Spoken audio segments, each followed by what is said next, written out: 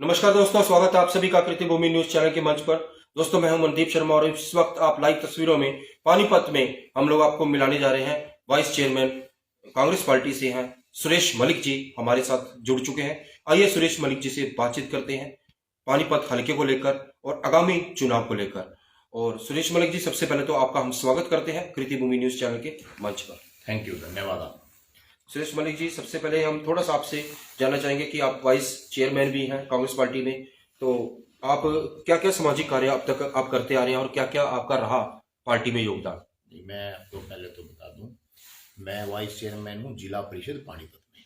ठीक है जी। पार्टी में और कांग्रेस पार्टी में मैं काम करता हूं कार्यकर्ता के रूप में। जहां तक काम करने की बात है तो मैं अपने स्टूडेंट लाइफ से, अपने विद्यार्थी जीवन से ही मेरा हर प्रकार के सामाजिक कार्यों में मेरा शुरू से ही मेरी रुचि रही है। हमेशा स्टूडेंट ऑर्गेनाइजेशन से लेकर आज तक हर प्रकार के जो सोशल वेलफेयर के काम, सोशल रिफॉर्म्स के काम, वो हर प्रकार के काम कार्यों में मेरी भागीदारी रहती है। बात करते हैं विधानसभा को लेकर। आपने तैयारी की है, विधानसभा में आप जा रहे हैं। विधानसभा में क्या क्या समस्या है और उद्देश्य क्या रहेगा आपका विधानसभा की तैयारी करने का? विधानसभा में समस्याएं इतनी हैं कि आप सोच नहीं सकते। हर स्तर पे, चाहे वो बेरोजगारी से संबंधित है, महंगाई से है, युवाओं के रोजगार से है, हर प्रकार से समाज का हर वर्ग मुझे लगता है त्रस्त है। चाहे वो किसान है, जवान है, पहलवान है, या मजदूर वर्ग है, व्यापारी वर्ग है। आप पानीपत में देखोगे तो सीवरेज की बहुत भयंकर समस्या गांव से लेकर कॉलोनियों तक में है। सड़कों की समस्या आप देखोगे, जहां से पानीपत जिला पूरे हरियाणा में इतना भारी भरकम टैक्स पे करता है सरकार को, लेकिन आप यहाँ इंडस्ट्रियल सेक्टर आपके साथ लगते हुए सेक्टर 25, 29, पार्ट 1, पार्ट 2 डाइंग, सड़क नाम की वो चीज है ही नहीं। और इसके अलावा तो आप इससे लगता है कि और भी हम जो विधायकों को अपना फंड लगाना चाहिए, जो वेंगी नाम से रहता है विधायक, हर साल 2 करोड़ का रहता है, आज तक वो 8 करोड़ रुपया, उसमें से 1.5 करोड़ के रुपए करीब लगा है। तो जो कि बहुत आसान है लगवाना, वो तक भी नहीं लगा। तो समस्याएं तो बहुत, काम करने को इस हमारे पानीपत ग्रामीण में बहुत काम करने बाकी है। बात करते हैं सबका साथ सबका विकास, यह नारा धरातल पर कितना साकार सिद्ध हुआ आपके वार्ड में और आपकी जो ब्लॉक है और जो आपकी विधानसभा आती है? नहीं, हमें तो सबका साथ सबका विकास लगा। उस वर्ग को तो इतनी इनसिक्योरिटी फील हो रही है कि पता नहीं सरकार में हमारे साथ क्या क्या होगा। तो सबका साथ तो यहीं खत्म हो गया। यदि कोई भी जो अंत्योदय योजना या अंत्योदय की जो कल्पना महात्मा गांधी जी ने करी थी, तो वो तो दूर होगी, वो तो दूर की बात है बहुत। कुछ वर्ग तो अपने आप को बहुत इनसिक्योरिटी फील करते हैं, इनसिक्योर फील करते हैं कि असुरक्षा की भावना में सदैव बनी रहती है, पता नहीं क्या क्या होने वाला है। और कोई भी किसी प्रकार नीतियों को लेकर वो नहीं है। जहां तक विकास की बात है तो पिछले 1 साल से ज्यादा समय हमें जो वाइस चेयरमैन के तौर पर जिला परिषद में काम करते हो गया। तो उसमें भी हम देखते हैं कि डेली अलग अलग स्कीम में सरकार की ओर से रहती हैं, योजनाएं हर 15 दिन में बदल जाती है। जो SOP, स्टैंडर्ड ऑपरेटिंग प्रोसेस जो रहती थी, वो कभी कभी 6-8 महीने में एक बार आती थी, और उसका मकसद रहता था कि फला काम को फला अधिकारी इस लिमिट तक, इस पैसे तक, इतना तक ये करेंगे, और उस प्रकार से कार्य रहते थे। लेकिन अब तो मैं देख रहा हूं कि हर महीने में वो अधिकारी भी उस योजनाओं से लाभ नहीं ले, वो समझ नहीं पाते कि वो समझाएंगे क्या, और जनप्रतिनिधि भी सब प्रकार की योजनाओं से अनजान बने रहते हैं। पब्लिक भी घूम रहा है, प्रतिनिधि भी घूम रहा है, और अधिकारी भी घूम रहा है, और सरकार से पूछा है तो सरकार को भी कुछ चीज क्लियर नहीं है। बात करते हैं आपकी जो नशे की, जो आज शहर पानीपत की स्थिति है वो क्या बनी हुई है, नशे को लेकर आप क्या कहना चाहेंगे? जैसे आप भी युवा हैं, नशे को लेकर भी कुछ टिप्पणी करेंगे? हम तो नशे को लेकर अभियान भी चलाते रहे हैं। मैं आर्य समाज में काम करता हूँ, आर्य शिक्षण संस्थाओं में मैंने काम किया है। आर्य समाज में मैं आज भी प्रधान के तौर पे मैं कार्य करता हूँ, और एक आर्य समाज के कार्यकर्ता के तौर पे दिन प्रतिदिन मैं उसमें कार्य करता हूँ। तो नशे के तो हम बहुत ज्यादा खिलाफ हैं, और इस बात को मैं तो, चाहे किसी खेल के मैदान में मुझे अतिथि के तौर पे बुलाया जाए, या किसी अन्य सामाजिक संगठन की ओर से मुझे बुलाया जाए, या आज भी मैं बहुत ज्यादा कार्यक्रम, आज भी संत रविदास जयंती के अवसर बहुत सारे कार्यक्रम हैं, तो नशे के खिलाफ तो मैं निश्चित तौर पे बोलता हूं, क्योंकि नशा तो उस लकड़ी में घुन के समान है। जिसको नशा लग जाए, चाहे वो कितनी विलक्षण प्रतिभा का धनी या कितने अच्छे शरीर का नौजवान क्यों ना हो, कितने अच्छे विचारों संस्कारों का क्यों ना हो, यदि गलती से भी कहीं वो नशे की चपेट में, नशे की लत में वो आ गया, तो उसका जीवन नष्ट हो जाता है। उसका अपना जीवन ही नष्ट नहीं होता, वो अपने परिवार को भी और अपने माहौल को, पूरे सामाजिक माहौल को खराब करने का वो काम करता है। तो नशे से दूर रहना, तो आपने बहुत अच्छा सवाल ये किया कि नशे से तो दूर रहना बहुत जरूरी है। इस प्रकार के बहुत सारे कैंप भी सरकार की ओर से आयोजित होने चाहिए। अब पिछले दिनों एक योजनाएं थी, वो भी बहुत स्पीडली थी, उस पर कोई ग्राउंड पे काम करने वाला नहीं था। मैं तो सरकार से भी इस बात का निवेदन करता हूं कि इस दिशा में बहुत सूक्ष्म स्तर पर काम कर सरकार को करना चाहिए। और क्या क्या समस्या आपके सामने आ रही है? जैसे हम बात करते हैं बेटी बचाओ बेटी पढ़ाओ की, बेटियों के लिए भी कुछ सरकार की कुछ है मनसा कुछ करने की या नहीं?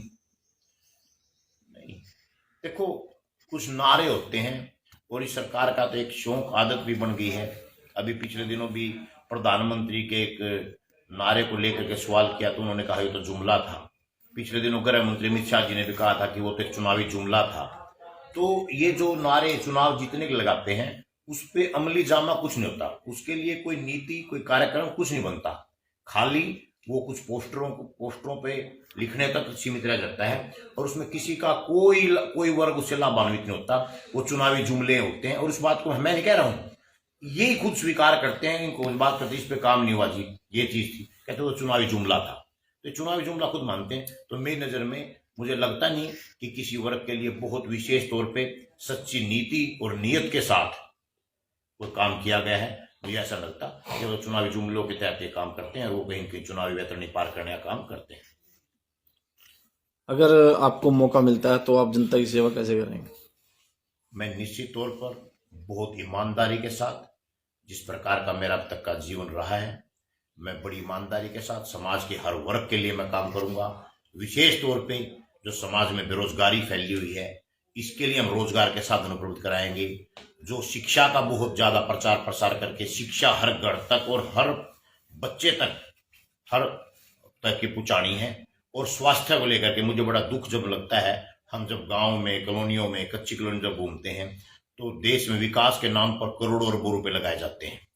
अच्छी बात है, यदि देश का सामर्थ्य है तो विकास बहुत ज्यादा होना चाहिए और बहुत लैंडमार्क चीजें स्थापित की जानी चाहिए कि हाँ ये चीज बहुत देखने योग्य है, अच्छी चीजें बनानी चाहिए। लेकिन मुझे लगता है उनसे पहले जरूरत है कि किसी को बीमारी में किसी का घर गिरवी ना रखा जाए, किसी का घर की छत ना बिके, ये चीजें जरूरी हैं। कितने बच्चों की पढ़ाइयां बीच में छूट जाती हैं कि घर में माँ बीमार है, बाप बीमार है, भाई बहन बीमार है, तो पढ़ाई छोड़ने भी सो जाते हैं।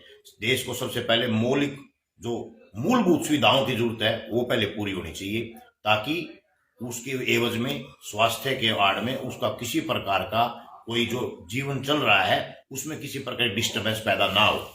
इस प्रकार का मैं समाज मैं देखता हूं और निश्चित तौर पर मैं आपके माध्यम से भी ये दावा और ये वचन देता हूं कि समाज का हर वर्ग ये महसूस करेगा कि हाँ ईमानदारी से जनप्रतिनिधि इस प्रकार के कार्य कर सकता है। हम घर घर जाकर के जो कांग्रेस हरियाणा में ही तत्काल की बात, पिछले 10 साल पहले की बात की जाए तो 10 साल में हरियाणा में जो विकास हुआ था और जितना सारा हर वर्ग के लिए योजनाएं नहीं, योजनाओं को ग्राउंड पे लागू जो किया गया था उसको बता रहे हैं। और इन्होंने 10 साल में क्या किया, 9.5 साल इनको हो गए, इन्होंने क्या किया उस बारे में बता रहे हैं कि वो अंतर जनता समझ सके। ये जो केवल जो प्रपंच, नाटक, जाति पाति, धर्म के आधार पर जो लोगों के अंदर जहर का इंजेक्शन लगाने का काम करते हैं, उससे बाहर निकल करके वास्तव में विकास ही वो रास्ता है जिससे देश, समाज और कोई भी वर्ग तरक्की करता है।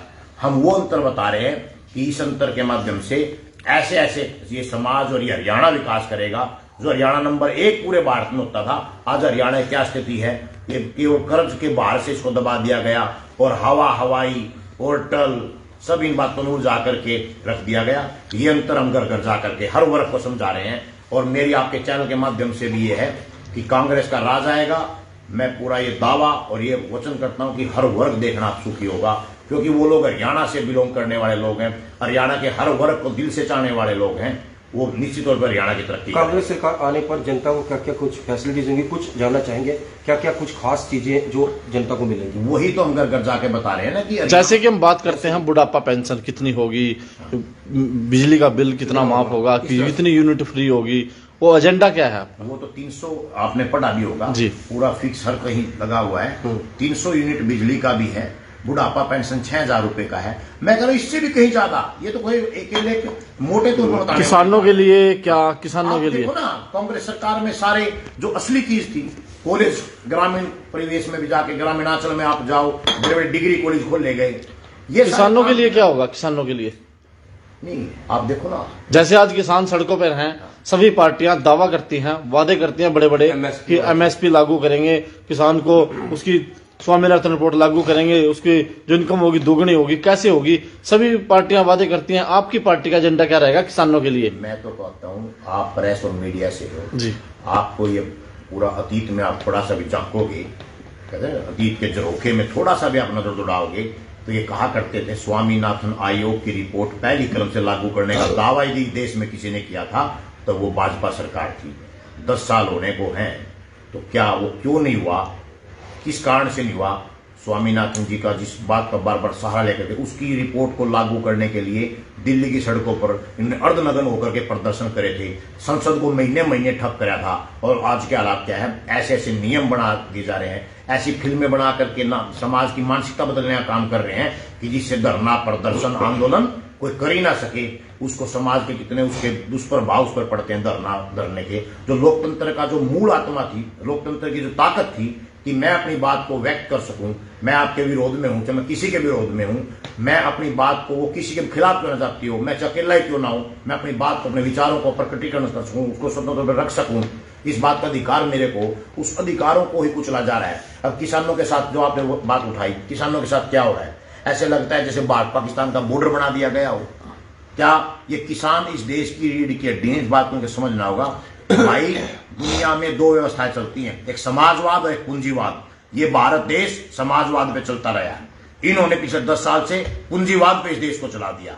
पूंजीवाद पे देश चलने वाला नहीं था। सब वर्ग के लिए बराबर, हर किसी की उंगली पकड़ के आगे लाने का काम इस देश में, इस देश की व्यवस्था ने किया था। 70 साल जब देश आजाद हुआ, तो जब से ये चीजें आगे बढ़ी, 75 साल से ज्यादा हो गए, तो इस प्रकार का समाज संकित हुआ, इंफ्रास्ट्रक्चर इस देश में खड़ा करा गया, जिससे ताकि हर वर्ग आगे बढ़ करके आए।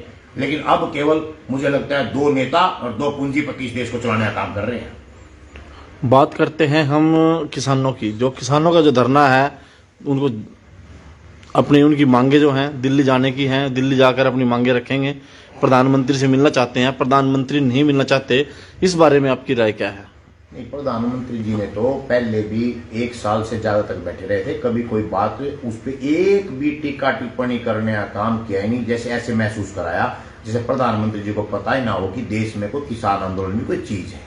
उनका ये काम करने का अपना तरीका है कि वो हर बात से वो इस तरह इग्नोर करते हैं कि जैसे उससे कोई फर्क नहीं पड़ रहा है। लेकिन जब इस देश का जवान और किसान जब आगे वास्तव में बढ़ेगा ना, मुझे लगता है क्रांति